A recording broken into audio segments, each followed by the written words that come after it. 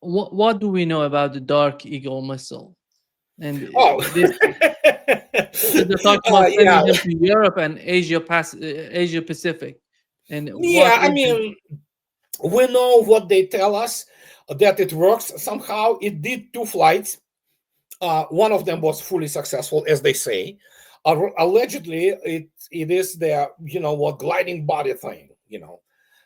Nobody knows what real velocity have been achieved. It's absolutely under wraps because it doesn't work, and it wasn't working for the last 5 years. Remember, they were saying in 2020, we are about to deploy this, long range hypersonic weapon, Dark Eagle, and they were deploying it ever since. Obviously, they carry all those, basically transport all those containers, which were supposed to have it.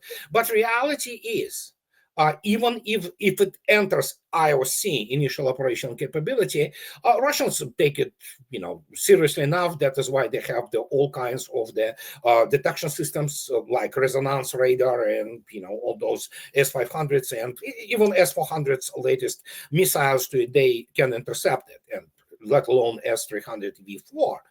So, but yeah, it's just the attempt to do something, to show that, oh yeah, we are also in the hypersonic race. Not really. Russia is already on the second generation of the hypersonic weapons. And in this case, is it a threat? Yeah. How many will they produce? I don't know. 3, maybe 5. I don't know. That's about it. In reality is that they were facing a very substantial, not substantial, huge technological hurdles, because doing some kind of the hypersonic maneuverable vehicle similar to Avangard, for example, oh boy, you require a lot more than 5 years, But they say, oh yeah, we're about to do this and that. Okay, we'll see. But for now, it doesn't matter that much. But if Europe wants to die, God forbids, it comes down to it, they will be first to be turned into the parking lot.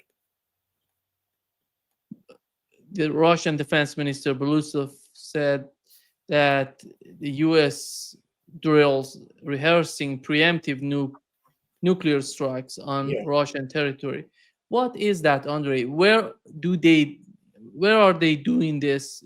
What is they're trying to prepare themselves in the United States, outside of the United States, in Europe. Where is that happening?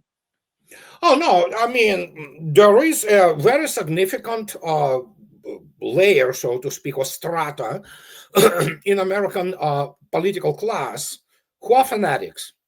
They don't understand war, as most of them they don't.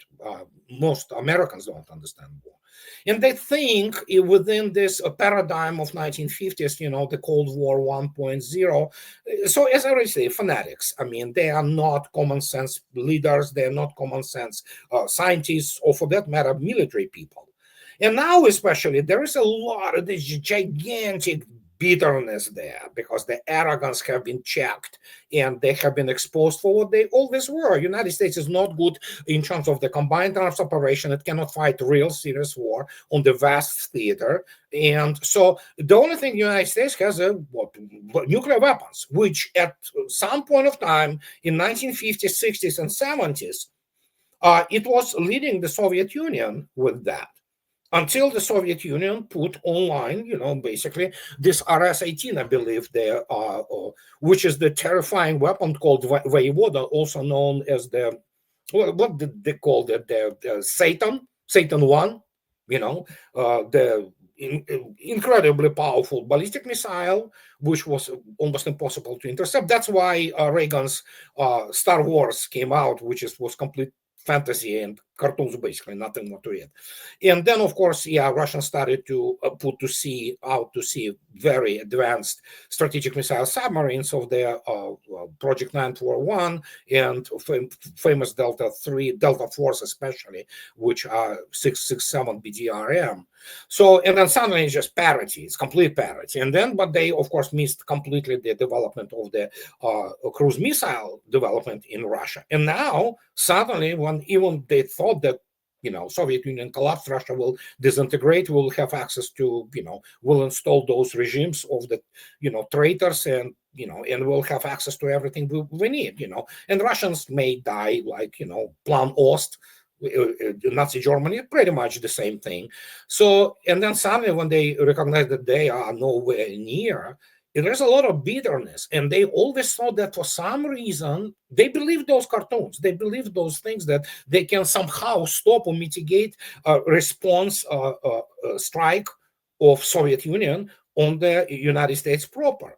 They're not very bright people, those people, and some of them. So they lived in their delusion, this thing, that since 1980, since 1975, essentially.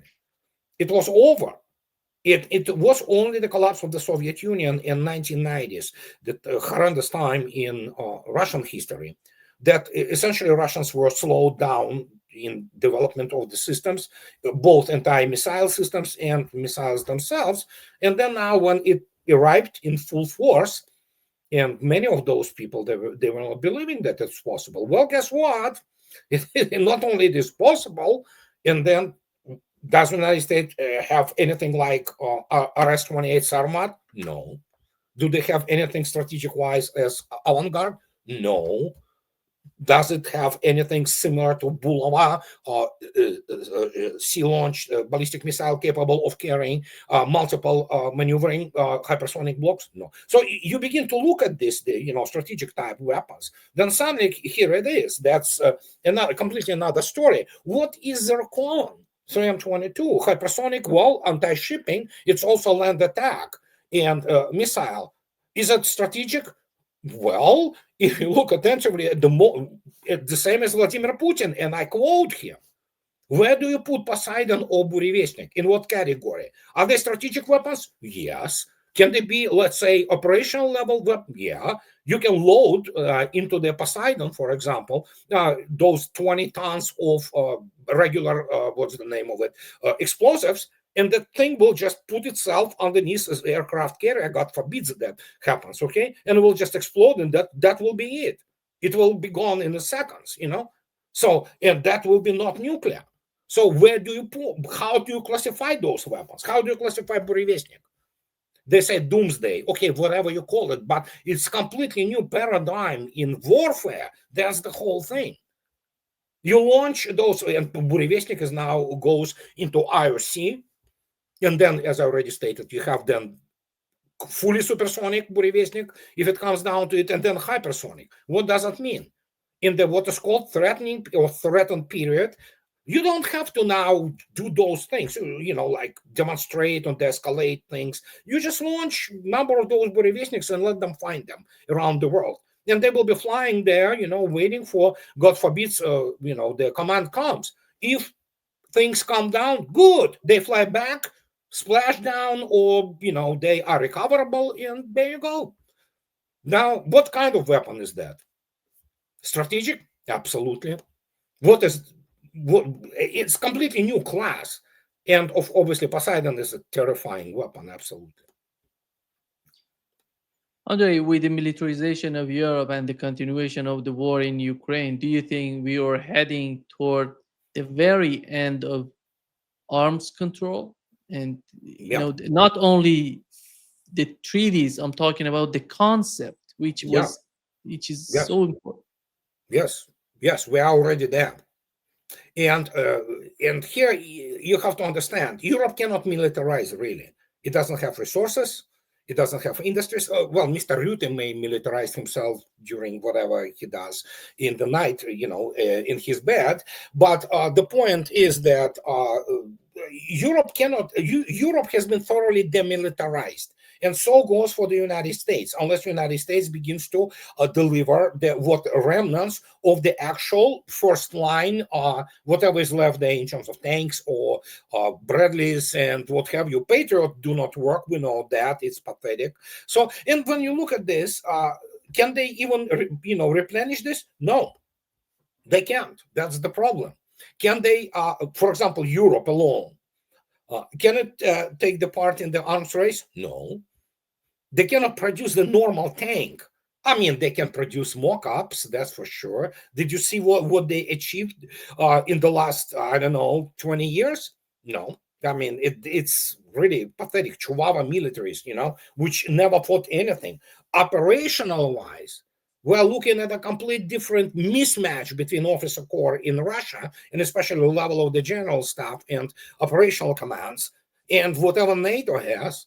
They don't know how to fight modern war. They just don't.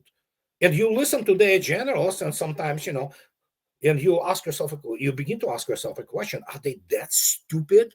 And they are. That's the terrifying discovery. Those people are amateurs. They have been designed for the war of 1990s against, third world militaries like Iraq. And even there, they didn't do that well, actually. So, and as a result, where do we stay here? The Russians are nonchalant. Yeah, Vladimir Putin, when you read things, he is very calm. Everybody's calm. They just say that what needs to be done will be done. But industrially, resources wise, they cannot produce bulk, and especially the bulk which matters in the modern war. And I'm not talking about drones, although Russia outproduces everybody combined, in terms of the combat drones. It's not that. If you look attentively at the recent spread of, for example, United Kingdom, okay, military, they gave up everything, all self-propelled guns, all kinds of things of the APCs, what have you, all towed artillery pieces to Ukraine. All have been, of course, annihilated. What do you have in terms of UK army? Naked. I mean, a bunch of guys with the, rifles. That's pretty much it. So goes the, toward the only place in Europe which really matters a little bit. It's France, because it has the independent nuclear deterrent, and that's the only thing they have. In terms of their army or air force or ground forces, it is the same Chihuahua as basically Bundeswehr, just a little bit more, a little bit better. And when you go across the whole European, so to speak, thing, they are capable of producing false flags, killing civilians, trying to pretend that they can block Kaliningrad Oblast. So it's all games to placate the bunch of the hoi polloi who, in Europe, who wanted this. They were voting for this for the last 30 years. And now when it came down to what is basically shaping itself to be total economic decline, of Europe, look at Germany. It's literally rushing towards the gates of hell. It's literally rushing towards the soup kitchens, okay? Same gonna happen with France. United Kingdom, look what is happening in United Kingdom. These are not nations in the classic sense anymore.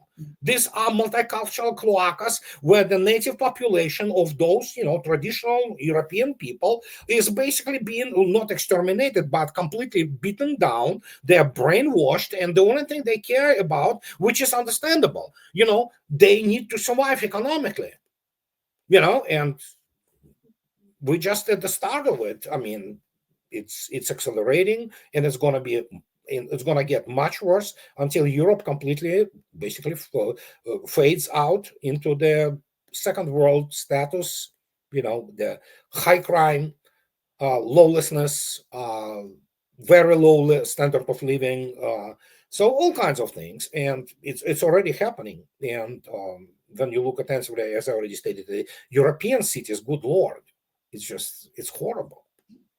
Yeah.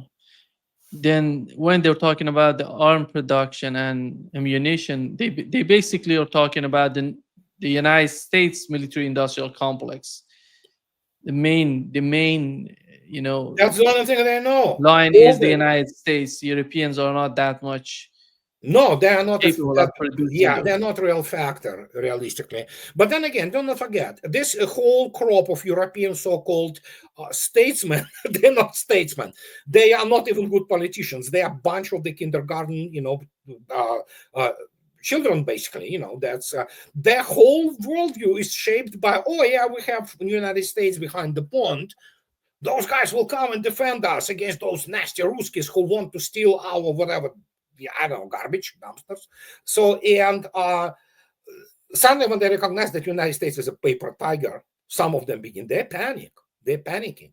So did you see the number of the tanks and APCs annihilated throughout the 39 months of special military operation? I can tell you, Yeah. 26,000. And out of those 26,000, only about 3,000 Ukrainian tanks and about the same number of the APCs. Where are those other 20,000 came from? Well, I can tell you, first they basically stripped everything bare naked from the former Warsaw Pact countries, and then they started to ship what they have. How many Bradleys? Thousands. All kinds of the Western equipment. It was just absolutely obliterated. And they every day, those morons and those their generals who are utterly incompetent, they were waiting that, oh yeah, Putin's regime is about to collapse. And you have this all kinds of the amateurs, they call them for some reason intelligence people. They were continuing to delivering them the what is called intel from Kiev. So if you are at that level and you believe that, so that means what? You are not professional. And I can tell you that NATO militaries are not professional militaries. They are a joke, especially ground forces. And so now they are in panic and absolutely desperate when they see what is going on. And for some reason Putin's regime is not falling. It's, I don't know, Russian economy was supposed to go to hell, and it's not going to hell. Russians ramping up all kinds of production, and economy is doing great. And they right, so you have now this clown, pardon my French, in from White House, who 150 times United States can destroy the world. The tariffs, so well, China told him to go pound sand, and China has its own leverage, over Trump. Then you have India. So what do you expect? Those morons were studying the Israeli experience in warfare. Really? They don't even know the history of the World War II. It's all confabulated fairy tales about how General Patton was ready to defeat everybody, and as the result, we came to the bankruptcy of the whole system. And the economic system doesn't work. It never worked since 2008. And we have another bubble with the so-called AI. The AI doesn't exist. There's no such thing as artificial intelligence. They obviously don't understand what neural networks are. And so it's another bubble which is basically bursting right now. Everything is a bubble. It's all fake. It's all about those zeros in the computers. In reality, however, bar some important things. For example, Europe still can produce excellent, commercial aircraft. So no doubt about it. I mean, Airbus. Again, it's consortium. It's not French. Airbus is the consortium of the European states. But other than that, what? Overpriced junk of the what's the name of it? German cars? Oh well, as Minister of Economy of Germany 2 weeks ago, no, 10 days ago, about that, she comes out and says, her name Reich, no less. She says Germany ceased to be competitive. Of course, it ceased actually to be competitive long time ago.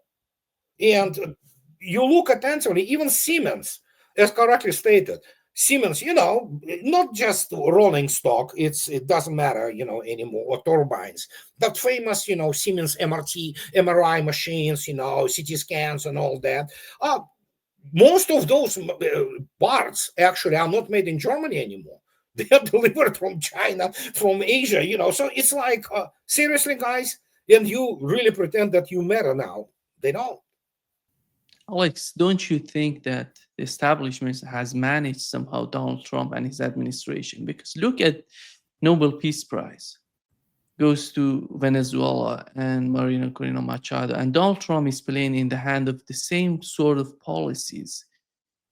And what is that? Nigeria comes out all of a sudden. He's concerned about Nigeria. China comes out. When you see China's reaction, you feel that that is something serious is going on. That's why China is, needs to comment on that and needs to mention that. I think how can we understand Trump's position? It seems that they have managed him so far when it comes to Venezuela, right now, Nigeria, in Ukraine.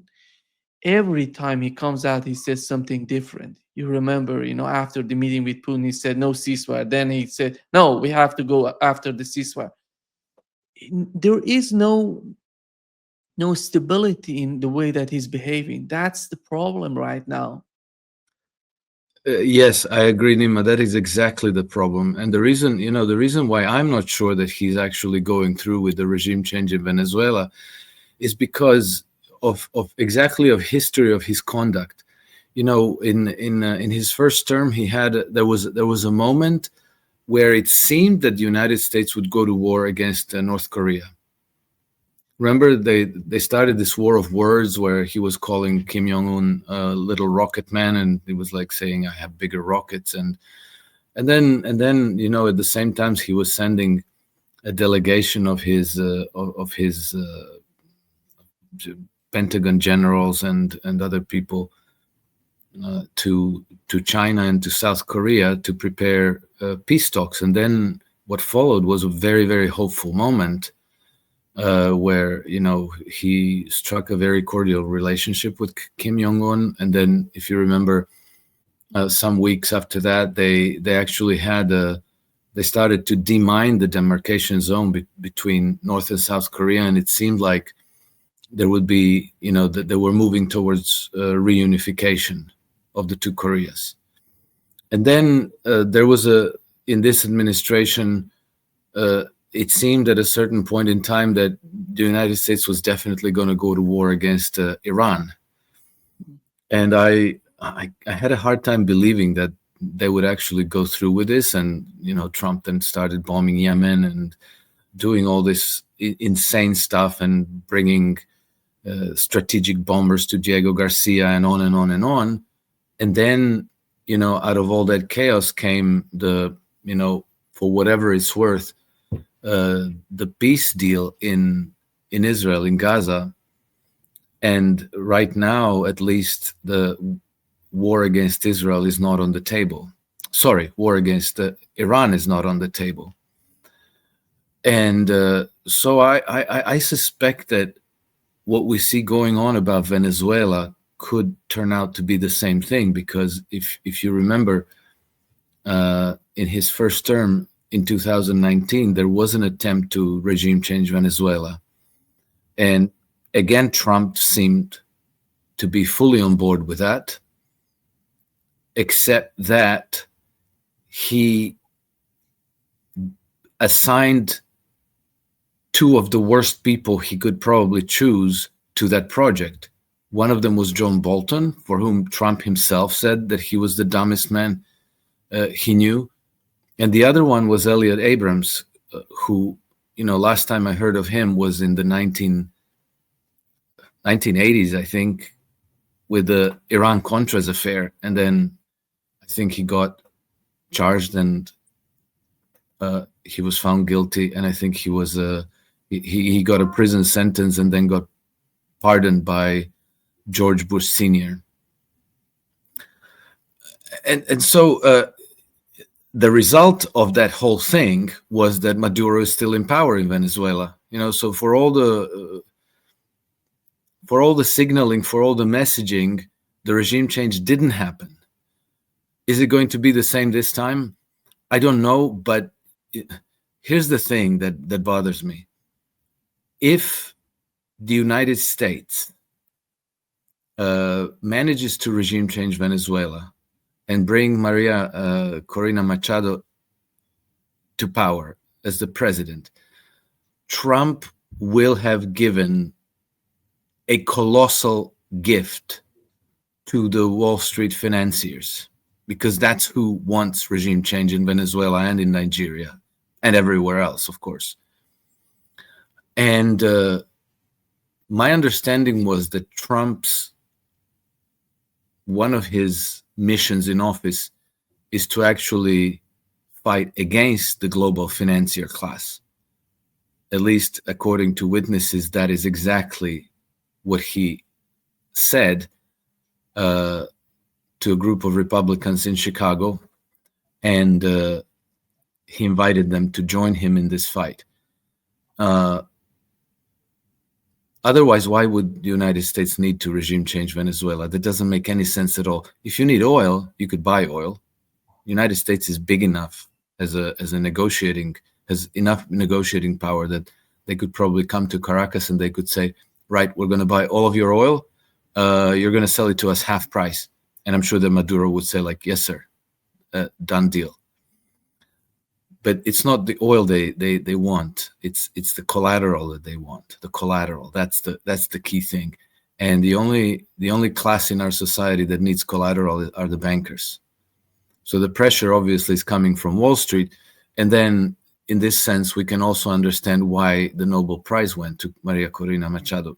What is this new rhetoric on the part of Donald Trump? And he's bragging about that the United States is the biggest, they have the largest, arsenal of nukes, which is not correct, by the way. But it's Donald Trump. You have to accept that. But beyond that, which is strategic in the mind of Russians, which is of serious importance, is testing nukes, which is new. Nobody has done it before. And he's trying to do this. Why is that?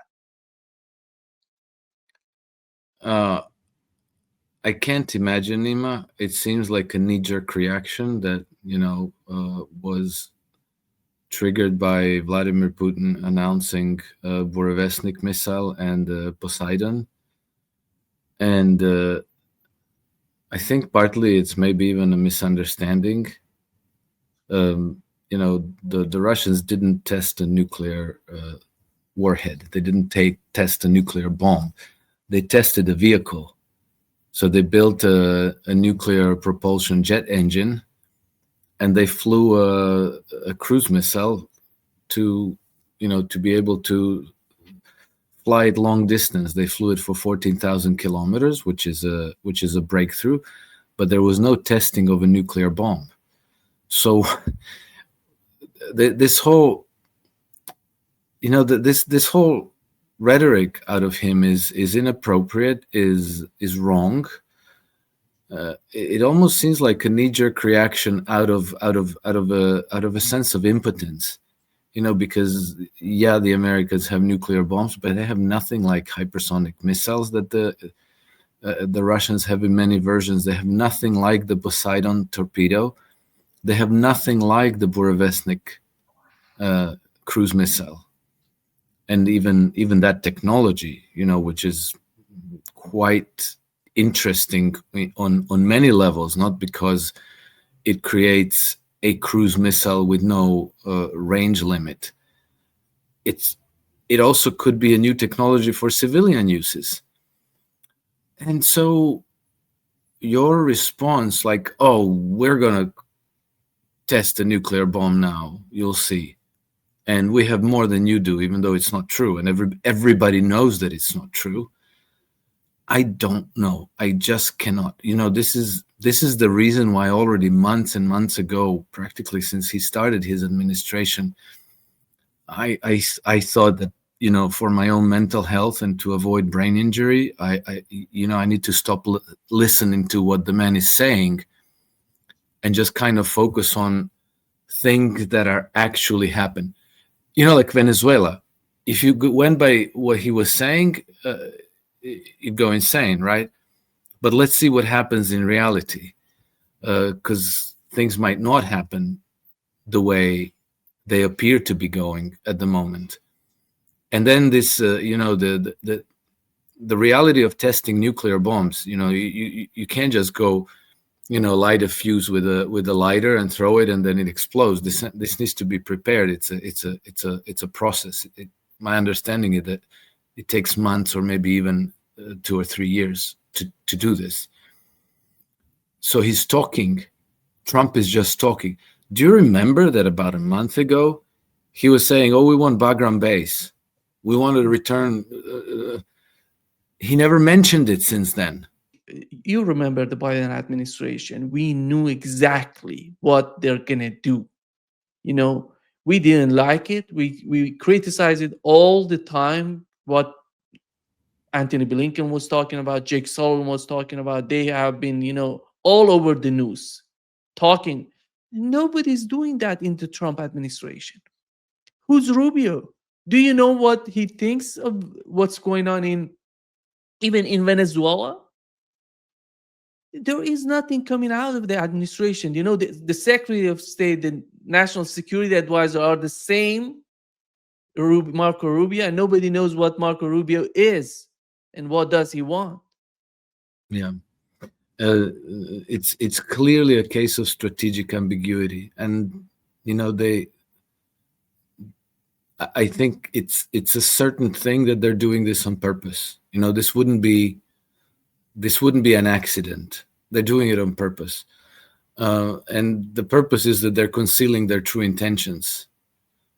And so we have a hard time interpreting what they're doing, what they're trying to do, and what's going on. But I have to say, for me, this situation is much preferable to what we had with Antony Blinken and Jake Sullivan and Victoria Nuland and all of those people, because those people were one-track mind driving us towards escalations in the Middle East, in Ukraine, against Russia, against China, and they were already putting things in place. They're putting pieces in place for all those wars. You know, Biden was saying like, "Oh yeah, three-front war, no problem. We're the United States of America, for God's sake. You know, we can beat everybody."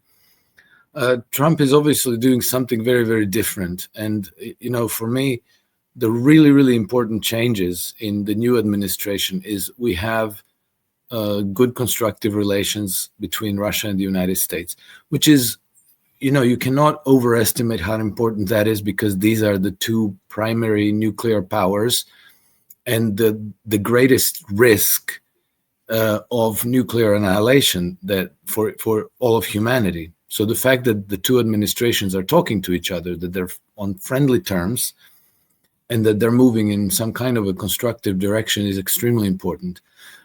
Next, part of that deal is that Trump declined to give a security guarantee to Ukraine.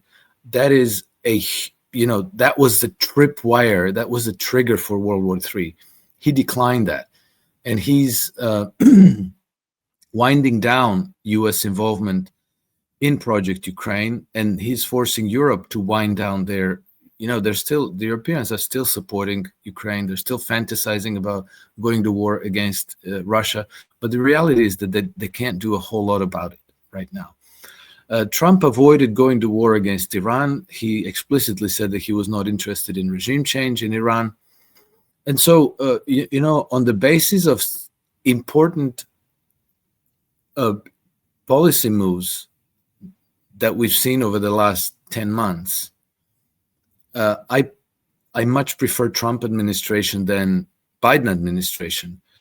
Now, obviously, he's under huge pressure from the Zionist lobby, from Wall Street, from probably military-industrial complex, and everywhere else, to do other things and to, you know, probably get back to the, you know, same policies of the American administration that we had since World War II.